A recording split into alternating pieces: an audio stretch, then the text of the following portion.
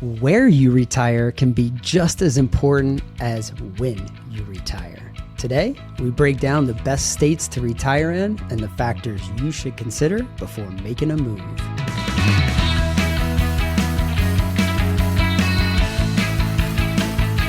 Yes, it is another episode of Retire Smarter. I'm Walter Storholt alongside, of course, Tyler Emrick.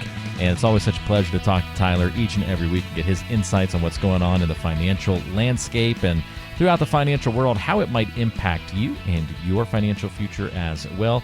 Never know what you're going to get on today's show. And we've got a really good one queued up here because everybody, I think, kind of likes this conversation, Tyler, that we're going to dive into where, you know, that kind of location conversation, where we're going to live. I don't know. For me, at least, it's a lot more of an exciting topic to dive into than maybe, you know, estate planning or what's going to happen when I die and some of those kinds of things. Isn't that the truth? Well, I'm the worst of it. I tell everybody I've moved quite a bit, but I've never gone outside of Ohio. So I've hit all the big cities in Ohio, right? Columbus, Cincinnati, Cleveland, but have not made it out of Ohio borders. No, I haven't hit Toledo. That's like another state, though, at that point, right? Yeah,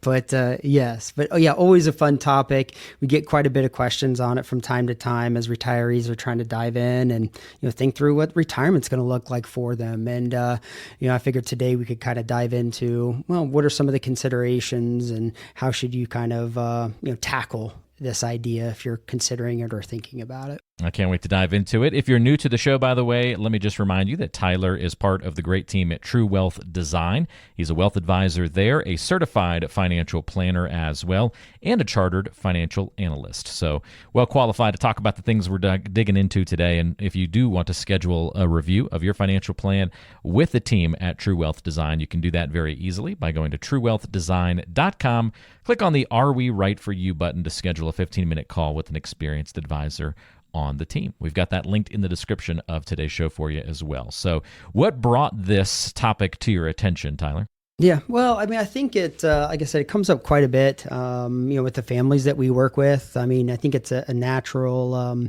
conversation, you know, when you start thinking about your finances and what retirement looks like and, you know, the best use case for your wealth and where you want to be and where you want to live is into that equation, right? So you start thinking about like, well, what are the financial factors that go into making a decision or potentially making a move? You know, it aligns with, you know, your financial picture and that good old retirement plan that we talk about all the time. So yeah, it comes up for the families that are, hey, maybe their kids are out of state and they're thinking about moving to them, or hey, just simply they want to get to some warmer weather, especially, you know, when you think about the February weather here in Ohio, we're pretty chilly. So, you know, this is about the time of year when people do think about living somewhere else, right? It is, yes. It's a good time to skedaddle out of Ohio for January, February, and March are certainly some good months to get out if you're going to pick one.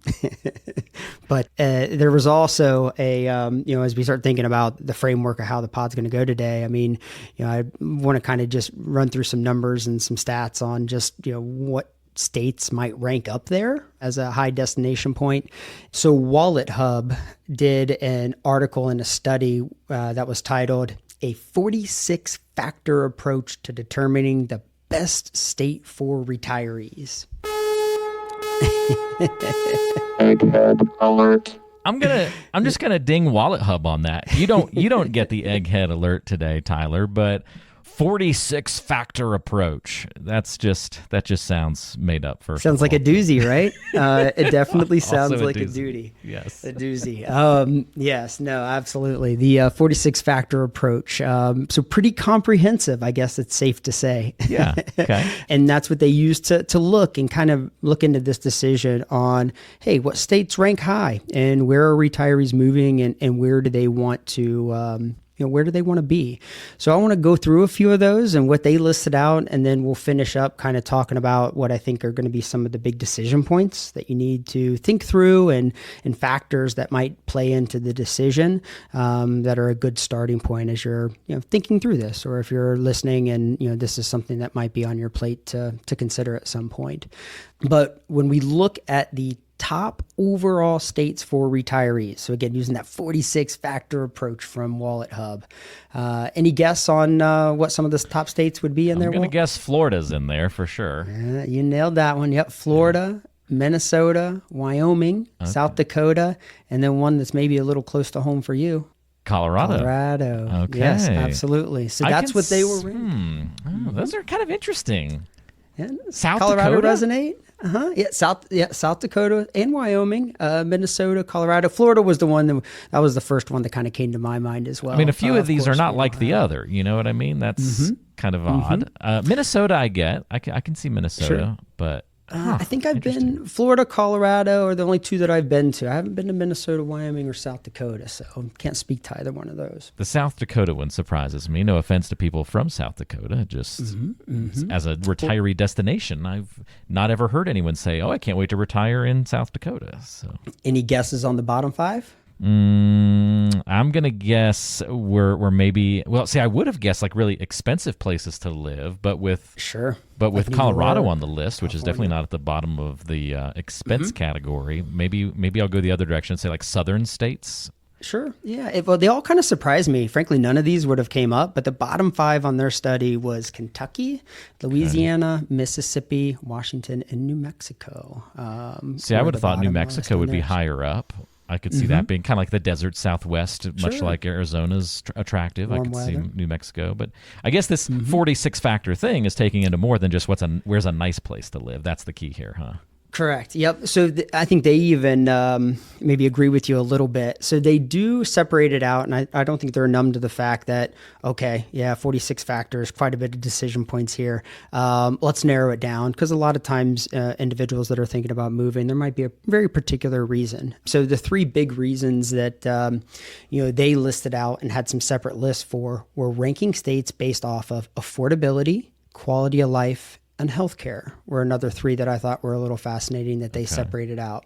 So the 3 states for affordability: Florida, Alabama, and Wyoming top that list. Okay, that makes more sense. Yeah, for quality of life, we hit Florida again, Wyoming, and Maine snuck its way in there. Okay. So I've been to Bar Harbor, Maine. Pretty cool place. And that's where my parents retired too, and grandparents retired too. So I know Maine well. Yeah, and then the last one, healthcare. The way life should be, Tyler. Yes. That's the state motto of Maine. So. Oh, really? I didn't know that. What was that again? The way life should be. All right, yeah, that's subtle. I like it. Yeah. And then, of course, healthcare, which rounds out with Minnesota, Massachusetts, and Colorado again showing up on there. So, again, this is WalletHub. This is their scientific approach, a factor approach. But again, I mean, I think this decision is going to come back to your individual situation, your family situation, and really very pointed decisions on what's going to drive that. So let's kind of dive into those, or at least the ones that we come across very frequently and we talk through quite a bit, and hopefully some of the listeners here will get some value out of it, and maybe it'll be applicable to one of your situations to help you think it through. Sounds good. Let's dive in. Yep. So the biggest one that I hear when we think about moving states is, hey, am I going to pay lower taxes if I move to a different state? Yes. Yes. So as I'm sure many of the listeners know, there are, a handful of states out there, maybe 2 handfuls of states out there that actually have no state taxes. Of course, some of the states that we've mentioned already before pop up on that list. Florida, of course, being one of them. But when you think about that lower state tax decision and if it's going to be applicable, there are some slight intricacies that you want to be thinking about. And the first one that really comes to mind is in regards to, we just did 2 podcasts on it, I think, to start the year here, but Social Security. Right. And as you think about Social Security, there are a number of states, Ohio being one of them, that actually does not tax Social Security. So if you're moving to Florida from Ohio and your biggest source of income is actually just Social Security and you're looking for some state tax reprieve, well, hey, you're not paying state taxes on your Social Security income in Ohio, nor are you in Florida as well. Okay? May not get as much buzz as the Florida no state tax kind of mantra does, but this is where looking under the hood comes in handy. It does. It does. Well, we can even take it one step further because there are also a number of states that actually do not tax your IRA and 401k distributions as well. Ohio is not one of those states, but we have a neighbor to the east, Pennsylvania, where if you're in Pennsylvania and you do distributions out of your IRA account, you are not going to have to pay state taxes. Now, Pennsylvania does have a state income tax, but they're a little more favorable and probably one of the most friendly states for retirees. And you do not have to pay taxes on those IRA distributions. Right. So, that goes into really a number of different situations, not only from hey, I need money to live off of. I want to start pulling it from my IRA account. I don't have to pay a tax. That's great. But also, as you think about some of those more complex planning items, over a number of years here on the podcast, we've talked about Roth conversions, right? Where you take money out of a pre-tax retirement account, you convert it over to a Roth because you want to pay taxes on it because you're maybe in a lower tax bracket from a federal standpoint. Well, if you're considering a move and you're maybe considering a move to one of these states that do not tax IRA distributions, well, especially if you're considering a sizable Roth conversion or IRA distribution, that could save you, a few bucks here as you think about your state income tax bill.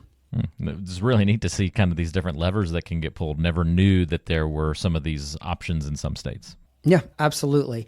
So, a simple search online will, of any state that you're considering, you can outline these and get at least a little bit of a high level framework to look at. And, a tangent kind of consideration here is, even if you're not considering just upping and moving and changing states completely, let's just say you have a second residence, in another state, and you might have some flexibility over, well, which state do you want to be your residency state and actually pay taxes in. We run into it quite a bit with, individuals here in Ohio that maybe have a second home in Florida.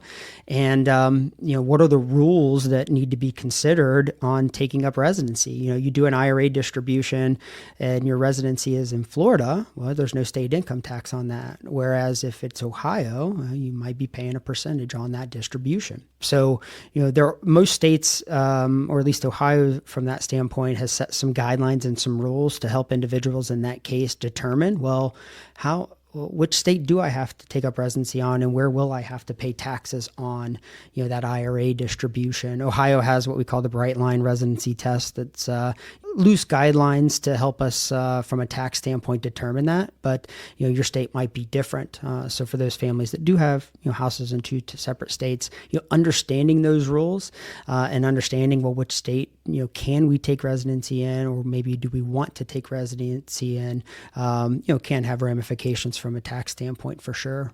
Now, moving off from the tax side of things, healthcare is different state to state as well as we think about that. Well, a lot of retirees, once they turn 65, you're going to go on Medicare, right?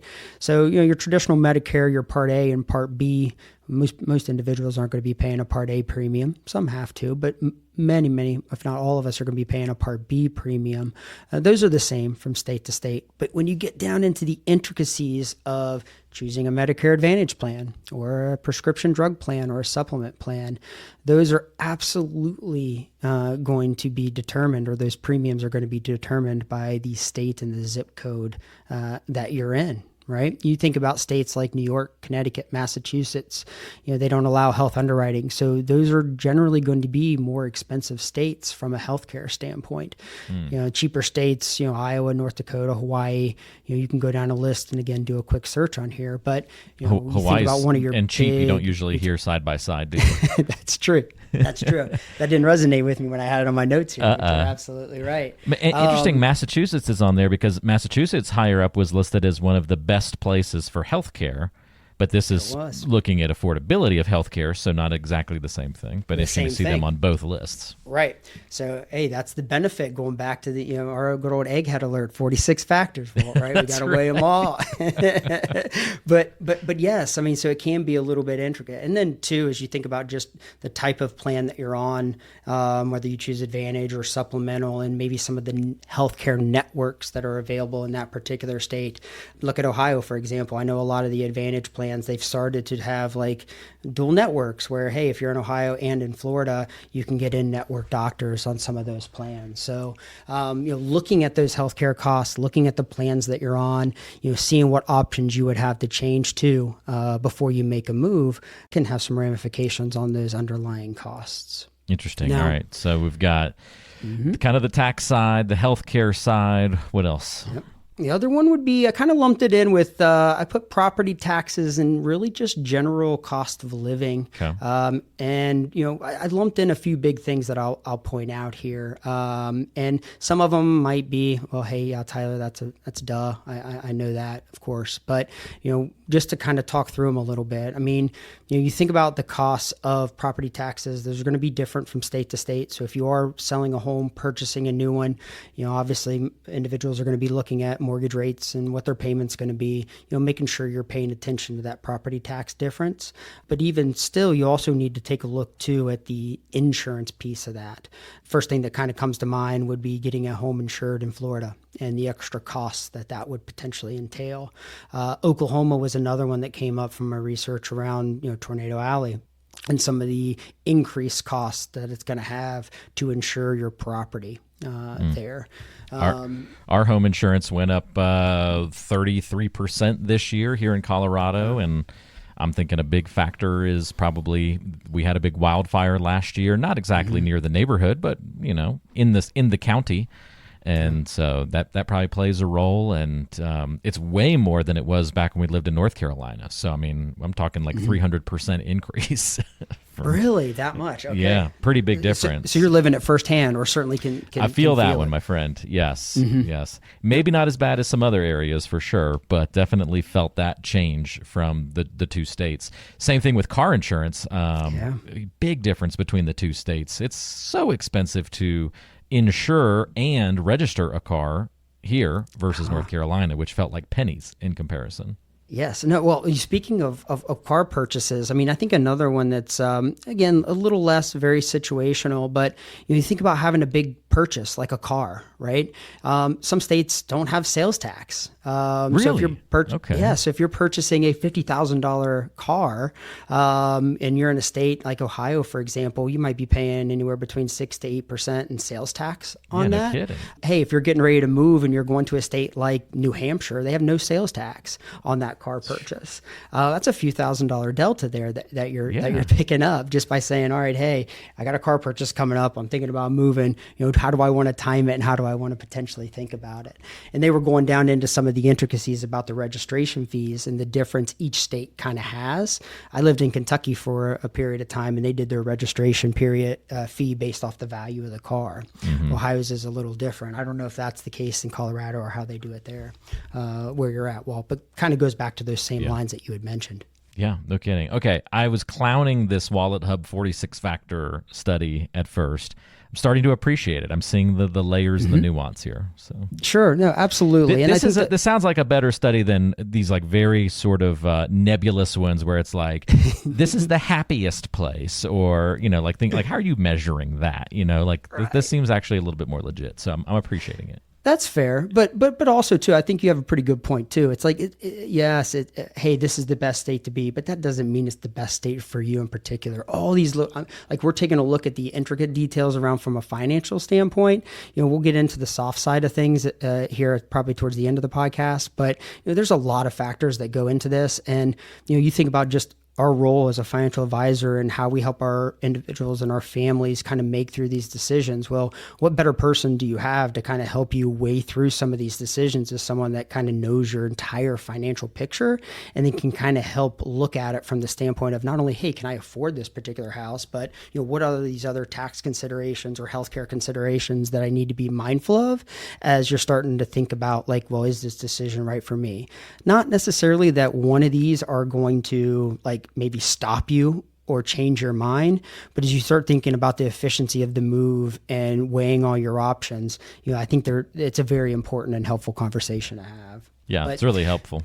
And the other thing is the last one I had in here from a financial standpoint was the estate planning side of things. Of course, as you think about just updating your estate documents, if you are living in a different state or moving from a different state, you want to definitely make sure that you revisit your estate documents and make sure that they're applicable and written for the court system for your particular state.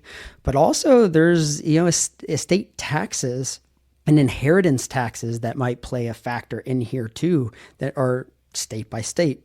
So here in Ohio, we don't have any estate taxes or inheritor taxes, but there are a handful of states out there that if you were to inherit money from an individual, they might have a tax on that inheritance that you got. Or if you pass away in a different state, your estate might be taxed. We don't talk too much about it from a federal standpoint because the exemption amount is very substantial, very high. So you have to have a pretty large estate before estate taxes become an issue for you. But we'll see what happens here with the tax laws set to sunset in 2026, and what the new administration might do, and if that's something that gets targeted there, and then there might be some additional and added conversation there. But the each state could potentially have an inheritance tax or estate tax that you might need to worry about as well. Yeah, perfect. I think that's a big needle mover probably for those folks who have those large sums where this is going to make a big difference in how those rules come down for them.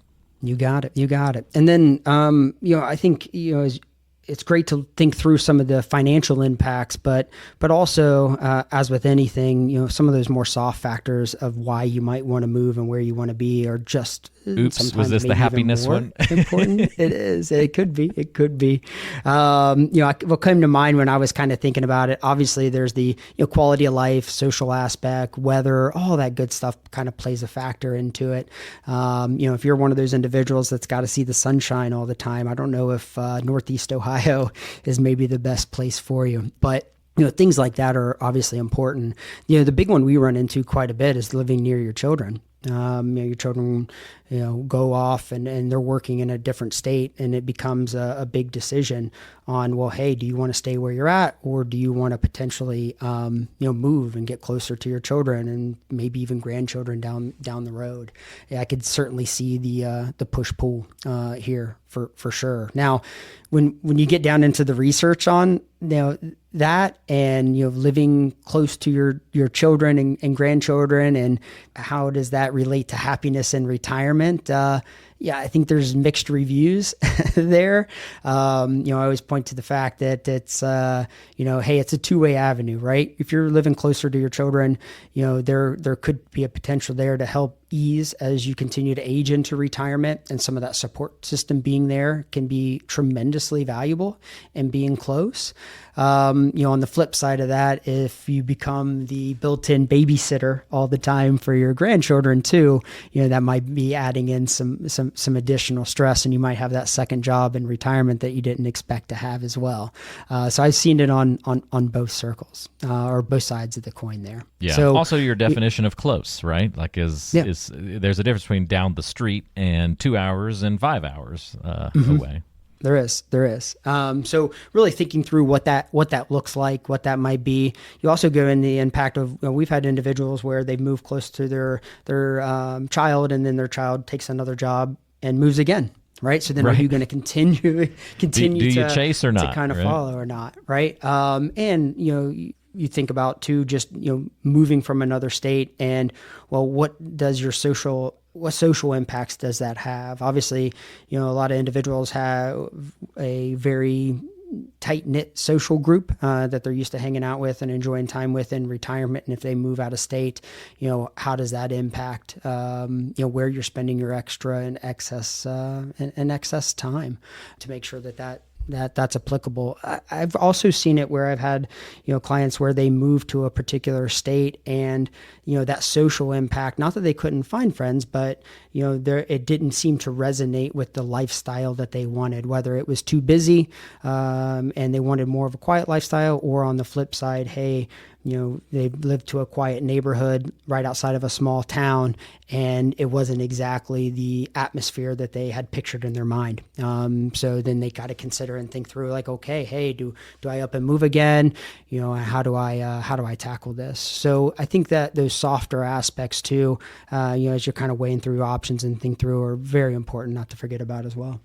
Yeah, all great points across the board here. So many different little layers. And again, the 46 points, not so bad. I tend to like the harder numbers in something like this because the personal ones are just so hard to peg, right? I get calls from mom and dad. It snowed another 5 inches today. I don't know how many other people are calling their son that excited that it snowed in their retirement location, right?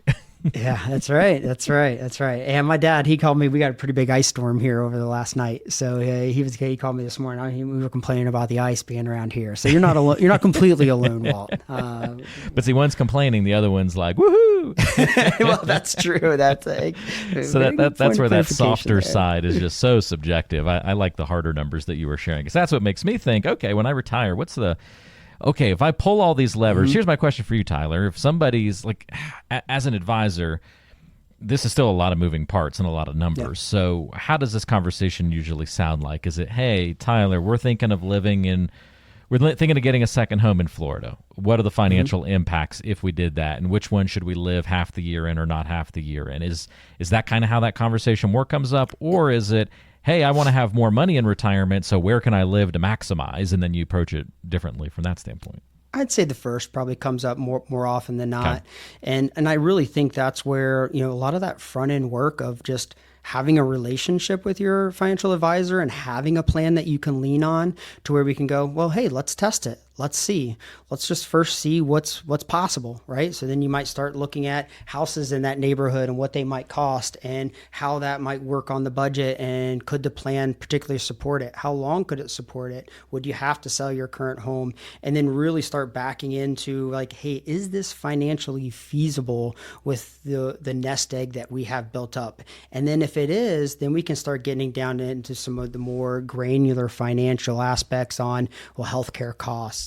How does that affect our Roth conversion strategy that we're implementing? Does that change where we do distributions from? Things like that. What do we got to do from the estate planning document? All that list that we just kind of went through today, then we can start kind of tackling one by one and really start arming our families and clients with some of those tools to really just help them make a better decision from them. And then of course too, just getting down into the why. I mean, a lot of times, pretty much every time we have a relationship with the families that we work with. So, maybe that's spawned to what's prompting that, right? Are we trying to get closer to family or kids, or, a social network, or are we just trying to get warmer weather, and, just really helping them talk through that decision and the financial aspects and, what it's going to impact just how they spend their money and their use case for their life. So yeah, always a fun and good conversation to have, but we can lead that conversation and help them potentially think about things that didn't even cross their mind. And hey, if we had a car purchase built in for the next plan, the next year, hey, this is going to happen. Things like that can come up when we've talked through and kind of have a framework and an understanding of where their money might go and what that plan looks like. Yeah, I'm going to go drive to, where was it that had the $50,000 car? New Hampshire? I'm going to go drive to New Hampshire. No sales tax. No sales tax in New Hampshire, right? I think Montana might be another good one that came up for a sales. Okay, that might be a little closer for me to car get to. Purchase. Don't hold me to that one, though, but I think that one might be on theirs, too. It'd be an interesting experiment. Contrast the time and effort and gas money to get there versus the savings on the purchase, see what comes out ahead. But yeah, it's pretty interesting to see those things. Well, very cool. Again, it's an important part of the conversation, but ultimately still a pretty small part of the overall financial planning process.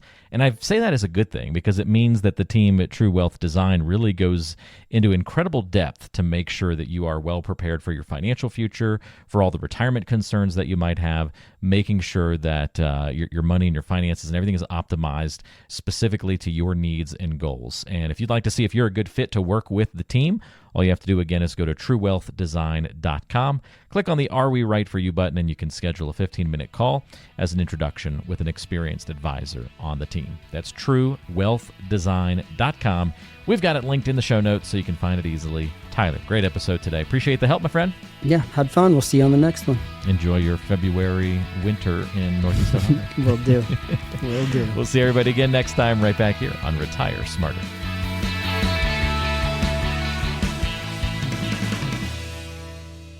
Information provided is for informational purposes only and does not constitute investment, tax, or legal advice. Information is obtained from sources that are deemed to be reliable, but their accurateness and completeness cannot be guaranteed. All performance reference is historical and not an indication of future results. Benchmark indices are hypothetical and do not include any investment fees.